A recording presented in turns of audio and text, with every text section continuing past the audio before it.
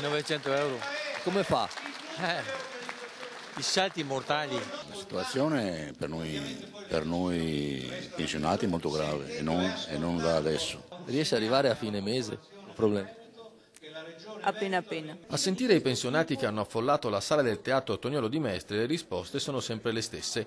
Andare avanti con l'inflazione che erode il potere di acquisto e l'introduzione di nuove tasse e imposte è difficilissimo quando non impossibile. Per i non autosufficienti poi la situazione è oltre il livello di guardia. Il 18 dicembre del 2009 il Consiglio regionale del Veneto licenziò la legge 30, denominata Disposizioni per l'istituzione del Fondo regionale per la non autosufficienza e per la sua disciplina.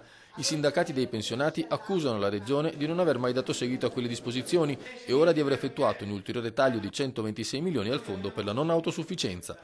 Gli anziani aumentano, con l'aumento dell'età c'è tutto un problema che riguarda l'aumento delle malattie cronico-degenerative e quindi ci sarà un aumento esponenziale anche degli anziani non autosufficienti. Il 70% dei pensionati del Veneto ha una pensione inferiore ai 1.000 euro, cifra che per il 40% scende sotto i 600 euro. In questa situazione è impensabile che la Regione continui a tagliare i fondi per questo fondamentale capitolo di spesa. Significa minore assistenza, sia sanitaria sia sociale, e che vuol dire che nonostante l'impoverimento delle famiglie viene meno anche quei servizi essenziali per le persone disabili sostanzialmente.